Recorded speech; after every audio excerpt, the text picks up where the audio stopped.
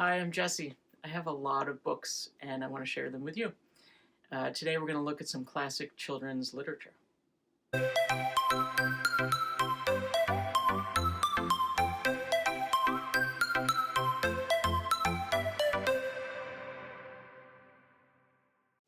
So we're looking at some children's books today.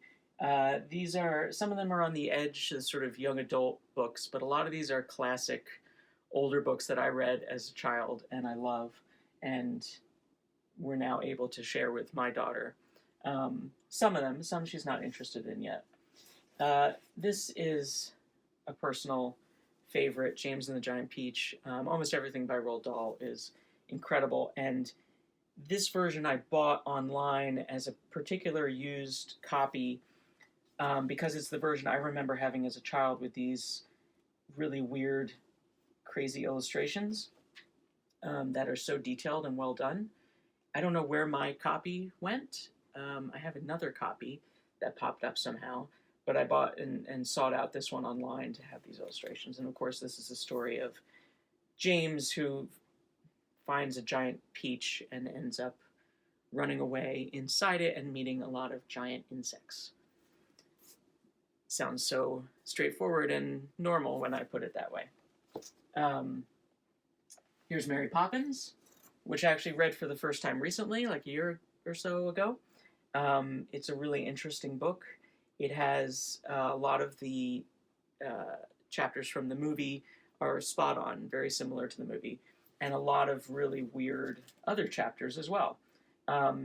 Mary's not like a nice person, so it's kind of interesting to read about her and about the kids, and it's a good story, and saying she's not nice isn't really fair. She's Mary Poppins. You should know who Mary Poppins is and her personality. The movie does it justice, definitely. Here's another Roald Dahl book. You may have heard of Charlie and the Chocolate Factory, which is not actually called Willy Wonka and the Chocolate Factory.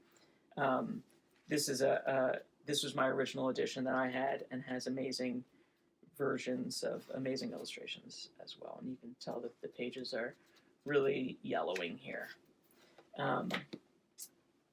Another Roald Dahl that few people know about is The Wonderful Story of Henry Sugar and Six More, and it's short stories.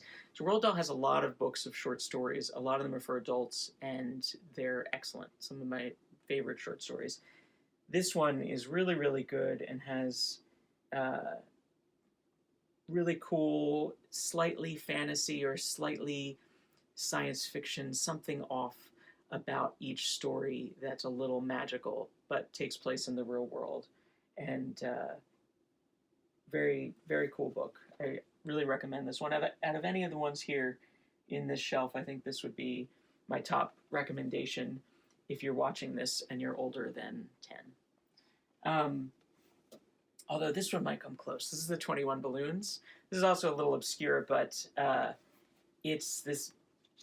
Oh, wow, these are really yellow. But it's this story of this guy who decides to sort of retire and fly a balloon around the world, sort of like Around the World in 80 Days.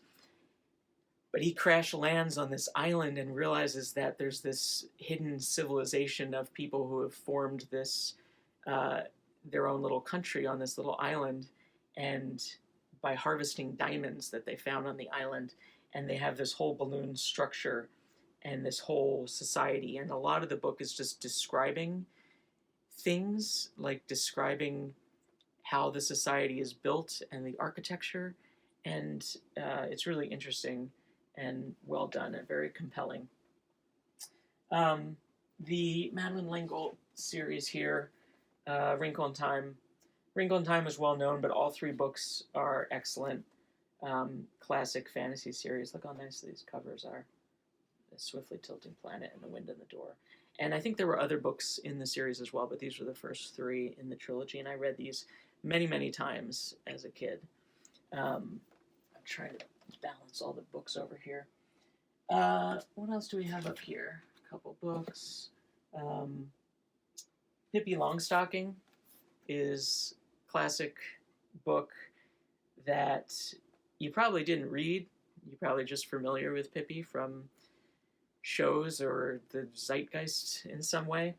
But the book's really funny. It has a lot of funny parts, and Pippi is sort of hilarious. I remember one part early on in the book about a horse that made me laugh out loud. Now I can't remember what it is, but it's funny. She has super strength. Here's a picture of her picking up two policemen. It's so random and silly, and just really really funny. And it's a short book, and I recommend reading this to kids. That's a great book. And then we get into some more modern classics. These are things I've gotten as an adult. This series by Brian Selznick is really cool. The Invention of Hugo Capret. So this was a movie actually directed by Martin Scorsese, I think, that won an Oscar. And here it has the Caldecott medal, which is fancy children's medal. And it's this pencil. It flips back and forth between prose and these pencil illustrations, these highly detailed pencil illustrations that tell the story.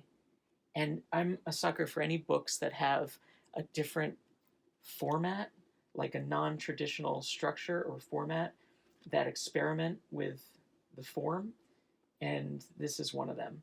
And it's a very cool story about a boy who lives in, I want to say Grand Central Station, but it's not Grand Central Station. It's the station in Paris, probably.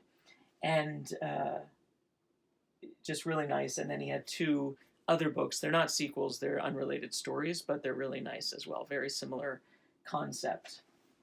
And then finally, this series here is by Raina Telgemeier.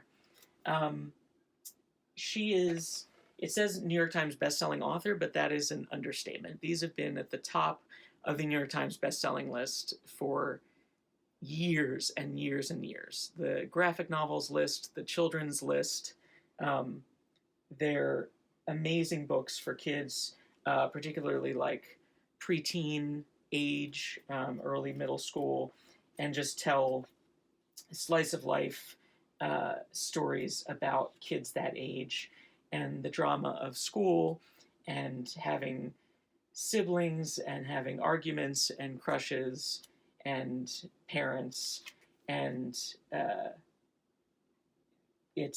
they're really really nice. And we know Raina as a distant acquaintance. We've met her a few times, and she seems wonderful, and it's amazing that she's had all this success. More power to her. I particularly liked Ghosts, which is a very cool story about the Day of the Dead and that whole culture around it.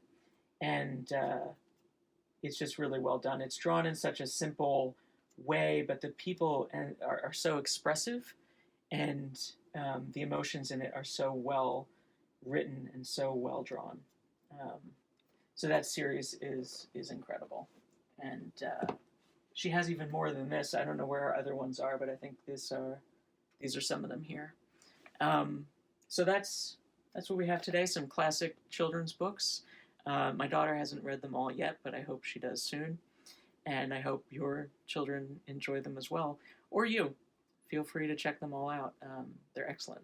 So thanks so much for watching. Like and subscribe, and I'll see you soon. Thanks.